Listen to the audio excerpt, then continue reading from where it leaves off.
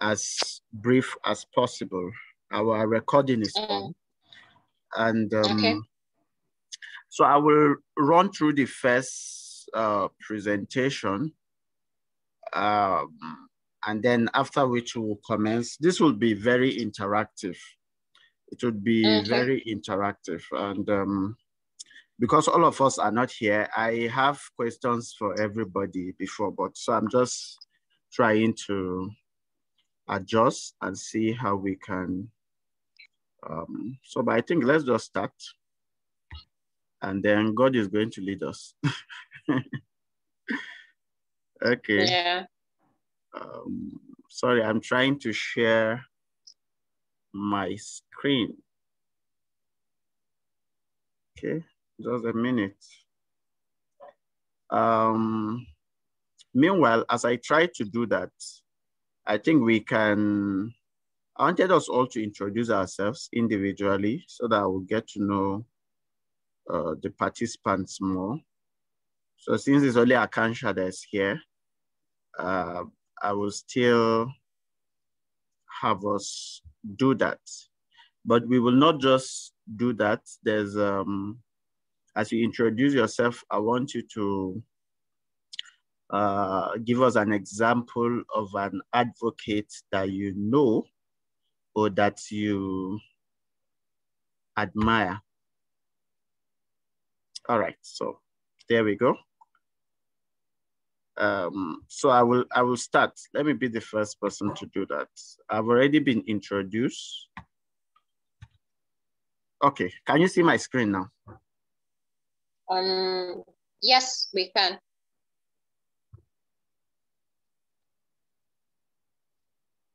Okay, this is better, right? Yes. Okay.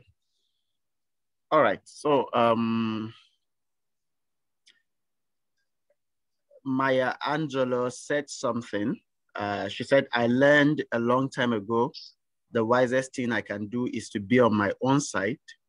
The wisest thing I can do is be on my own side, be an advocate for myself and others like me. All right. So that's Maya Angelou. And today we will be looking at advocacy on the rights of vulnerable persons. Women are vulnerable persons.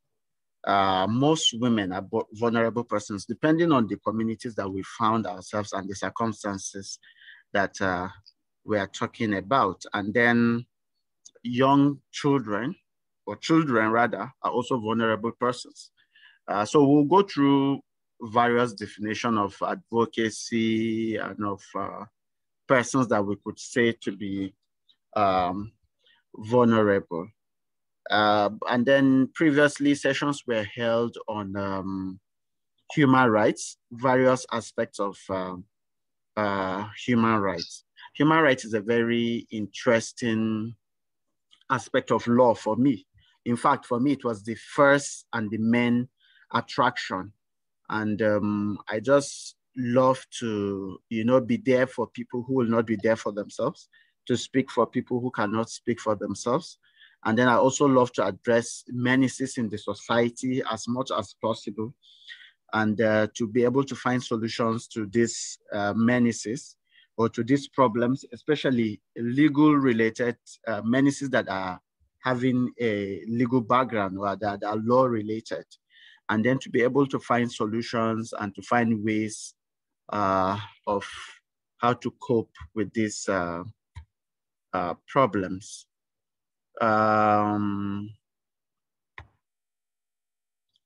Okay, so I would love for us now to, and this is what I want us to do.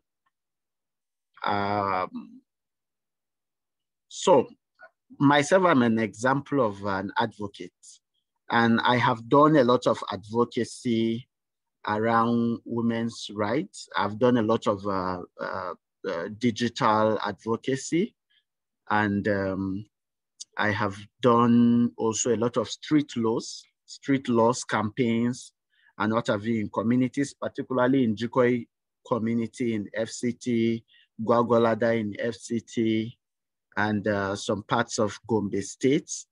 And I'm very passionate about human rights, as I have said, and I have seen the result of the little things that I have done, just like Maya said in this her quote.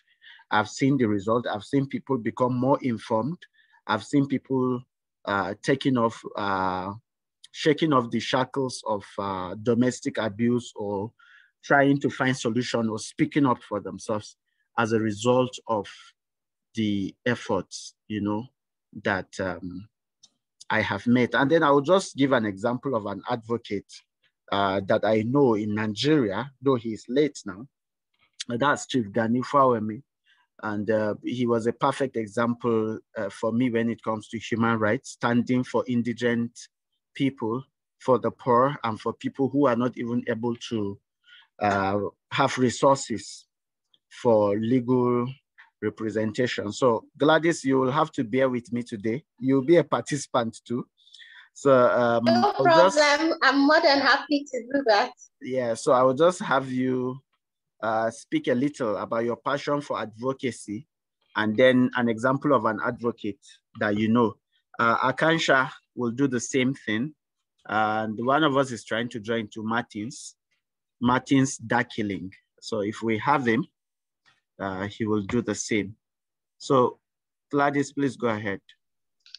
All right. So my passion for advocacy, just like you rightly mentioned, for me, when it came to the point of choosing a course to undertake in the university, I didn't know in depth what human rights was all about, but I knew there was one thing that stood out for me, which was the reason why I went for law.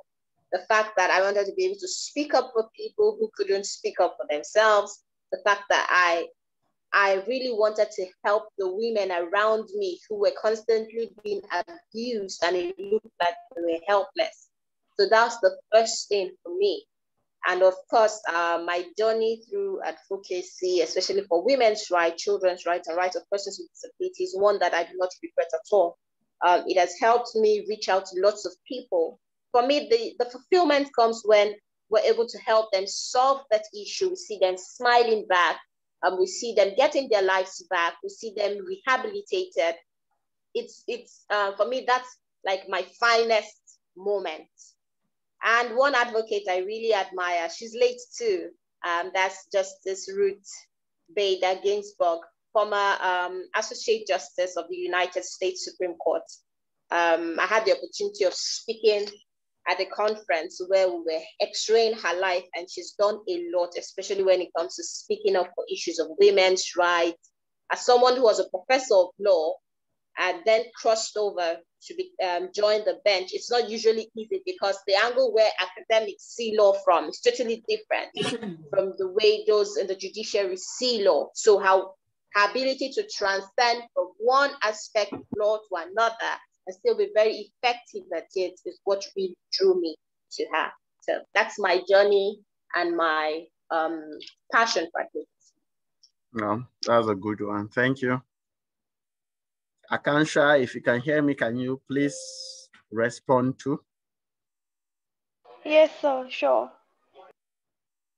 One of the lawyers which I inspired is Miss Karuna Nandi, which worked for child rights and women's rights in Delhi High Court, India. And what I like about the most is the women who become the voice of a lot of people who are voiceless, who don't know about anything, how to protect themselves and how to get justice for themselves. She stand by them, and that's what really inspired me, motivated me to explore myself more and to be the someone who can people approach to just come, and they can approach me as well to help them. So that really inspired me and motivated me to do something for the society and the country and become a voice of a lot of people who really don't know how to just get through the system, justice system, because it sometimes become really very alien to the people who are not belong to the field of the law. Yeah. So yeah, thank you. Thank you, Akansha. Martins, good day. Can you hear me? Yes, I can hear you. Yeah, you are welcome. We are Thank you just very much. trying to introduce ourselves and then to talk about our passion for advocacy. Gladys has spoken, I have spoken, Akansha has spoken. So would you mind just speak to us as to whether you are passionate or not about advocacy and what aspect of human rights advocacy you are passionate about? And also just give us an example of an advocate that you could, or that you consider a model. You can as well tell us where you are coming from, because I really can't tell. Okay. Just like you said, my name is Martins Darkley. I'm from Jos, a legal practitioner from Jos, Plateau State, here in Nigeria. Hello, can you hear me? Yes, go ahead, please. Go ahead, Martins. Okay, I've always had this passion for advocacy and always wishing to speak for people. Particularly if you observe what has been happening in our country, Nigeria, and so many other parts of the world. Like we from this side of the country, you always see issues ranging from police brutality, operation from the military, government, and then those who are rich, well-to-do. So I've always had this passion to want to speak for those who don't have a voice. Like having helped them to talk when they really need to, but they can't speak because of maybe they're not financially strong, or maybe. So that has always been passion for me.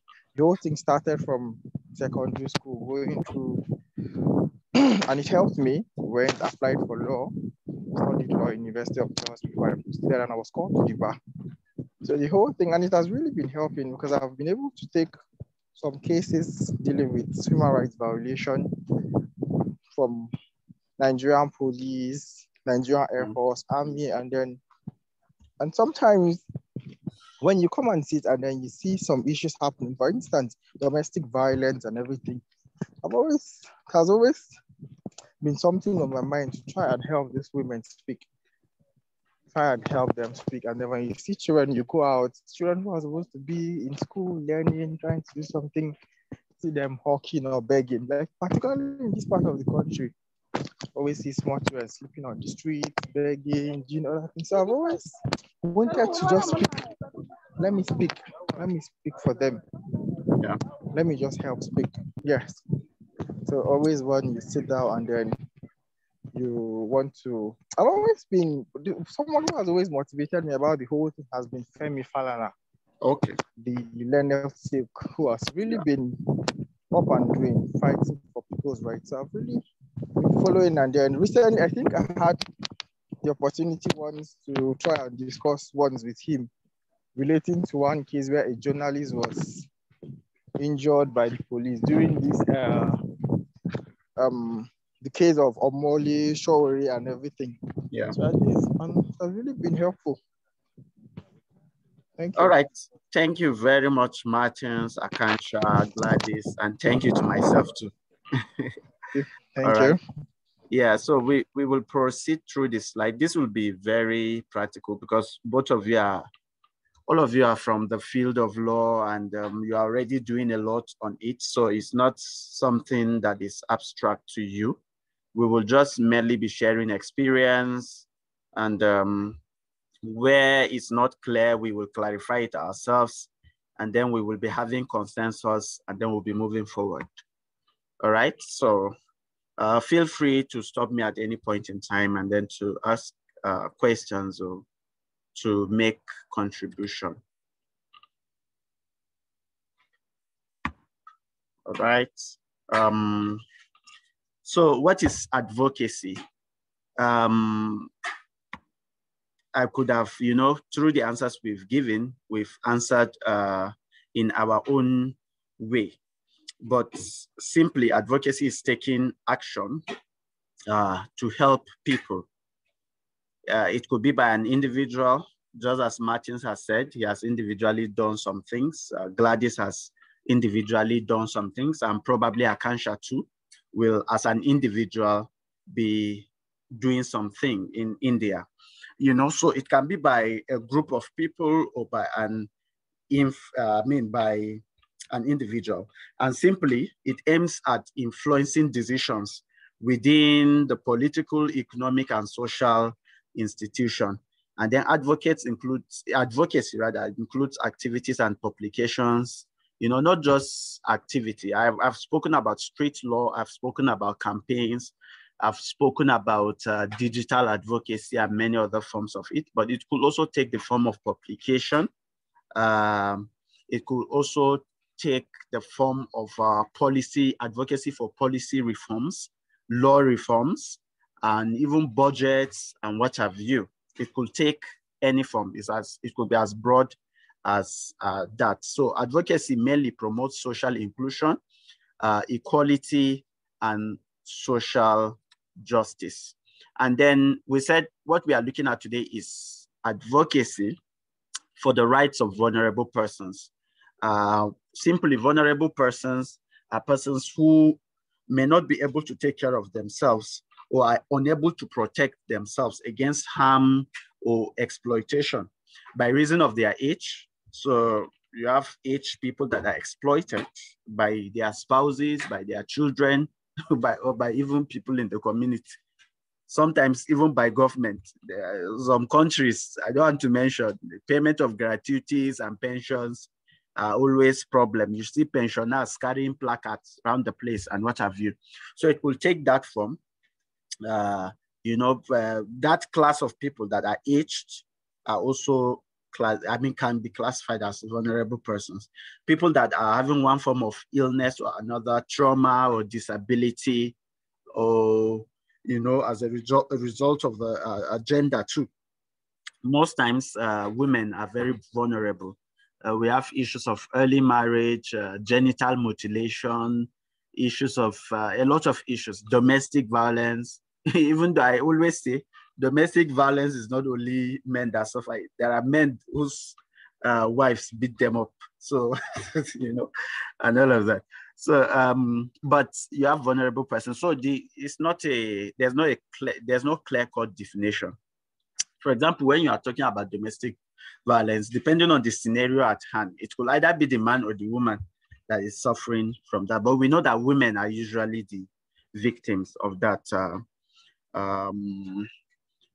So is there any other person that has an addition or an additional definition to advocacy or that of vulnerable persons? If there's none, we move to different types of advocacy.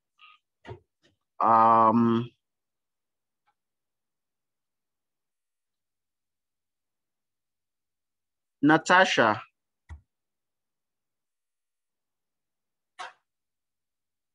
Can you hear me? Akansha, pardon, Akansha. I think you are on mute. Yes, sir. Yeah, so Yes, look at these different forms of activities. Do you see them in India? Just give me a moment, let me read. Yeah, go ahead. And if there's none that you see in India, let's know. Or if there's one that is also most prevalent, you let us know.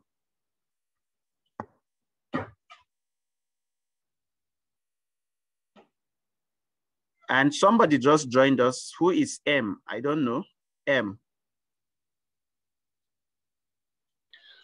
These all are form of the advocacy are part of India. I'll not say anything which is more prevalent out of these options, but yes, the one thing which has been seen so far in the country is people are more aware, and when something happen, something wrong happens, something outrageous happen, people just come out on the roads, and they're very aware, and they created a mass movement against all the crimes which has been happening around the country. They show a different kind of different kind of aggression through social media or through the movements, but all of these options are under advocacy are practiced in India.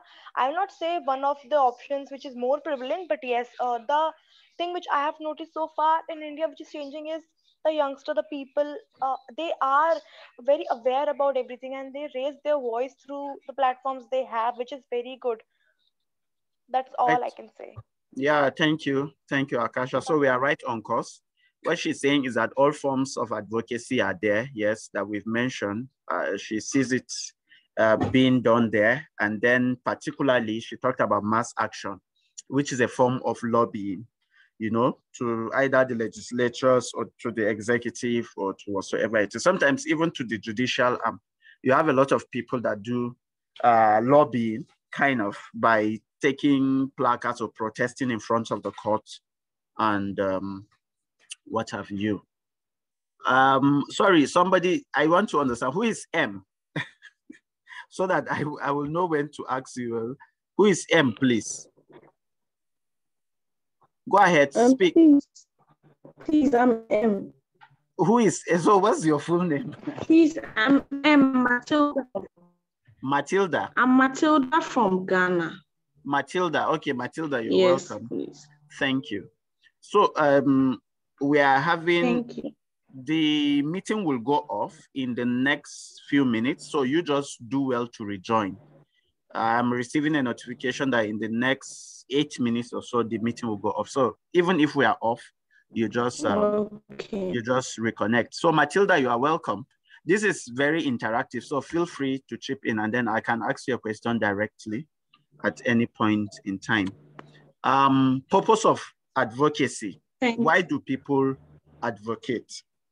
Simply to safeguard rights, to support, to empower people, or to empower the vulnerable group, to safeguard the vulnerable group, and then to enable the vulnerable group or the vulnerable persons to be able to do something that they are not able to do, and then to also support the vulnerable persons or the victims of any wrong, and then to speak up concerning wrongs and undoings of government, of law in the society. So these are the different purposes. So Matilda, you are coming from Ghana. Can you give us an example of speaking up, or speak as it relates to speaking up as a purpose of advocacy?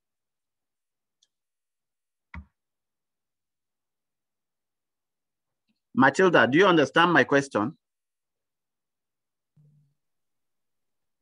The line was breaking. I didn't get you. All right, so we are talking about the different purposes of advocacy, which is to safeguard rights. You can see them on the screen, right? To safeguard rights, to empower people, to speak up on the rights of people, to support people, and then to enable vulnerable people, or especially disabled people, to be able to do certain things that they cannot do. Well, these are the purposes. I'll just move on. Her network is bad. And then there are different types of advocacy. We have individual advocacy, we have citizens advocacy, we have systems advocacy, we have parent advocacy, and then we have self-advocacy. Individual advocacy and self-advocacy is almost the same. Self-advocacy is when you're advocating for an issue that involves you directly. Individual is when you are doing it mainly alone. Citizens advocacy. Sorry.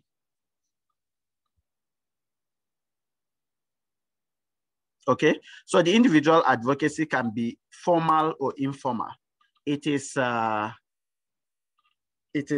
informal when individuals like parents, friends, family members, or agencies speak out and advocate for vulnerable persons. And then it is formal when it involves organizations that pay their staff to advocate for someone or for a group of persons. So majorly, like all of the advocacy that we've talked about here, mainly is informal advocacy.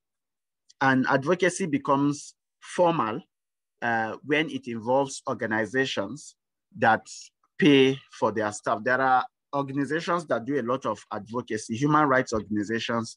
I'm sure you have several examples from the different places that you're coming from. So such are said to be doing a formal advocacy.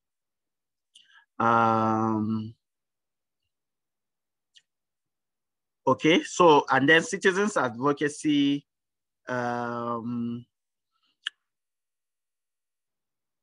is where there's a partnership between an individual who is vulnerable and not in good position to exercise or defend their rights as a citizen, and a member of the community who is independent of those providing direct services. Usually in citizens advocacy, you have a coordinator, and then you have the partners. I'm trying to rush because of our time. We just have 3 minutes left before this session ends, and then we'll start the practical session. System advocacy. These forms of advocacy is primarily concerned with influencing and changing the system. So the system, legislation, policy, and practices that will enable, that will benefit vulnerable people as group within the society. So when people are advocating for new laws, changes to current laws, and then prioritization of government plans and policies, plans of government policies and what have you, is said to be a system advocacy. For example, the efforts in Nigeria, for example, the efforts being made on the passage of the Violence Against Persons Act in all states of Nigeria, and then also the efforts being made for passage of the Child's Rights Act and many other legislations aimed at changing the system. Parent advocacy is simply concerned with advocacy that is concerned with advocating on issues that bother on vulnerable children. The focus is on the needs of vulnerable person and not the parent. The focus is on the need of the vulnerable child and not the parent. And then self-advocacy, of course, is ability to speak up for oneself and the things that are important to the person personally. It's not everybody that is able to do self-advocacy unless he has the wherewithal, the necessary knowledge, the necessary strength, and then the necessary resource also to be able to do that. So this brings us to the end of the first part of this, which is, and this is where we will stop for now. The second aspect of it is practical. We will look at what it takes to have an advocacy program. We will be able to look at practically speak to ourselves from practical perspective on some of the efforts that we've made and some of the resources that are needed for us to be able to run an advocacy program irrespective of where we are. So your practical examples will be brought to bear. I will need you to all participate in the next session, and I'm sure it's going to take us less than 30 minutes. So do we have any questions?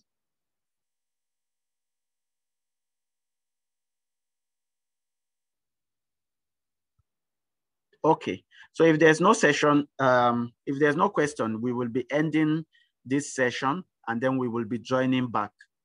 Gladys, please do well to join back immediately. Martins, do well to join back immediately. Matilda, do well to join back immediately. And Akansha, please do well to join back immediately. We have people from Ghana, from India, and from Nigeria. So we will look at it from these three nations, and then we will speak to what we need to do to be able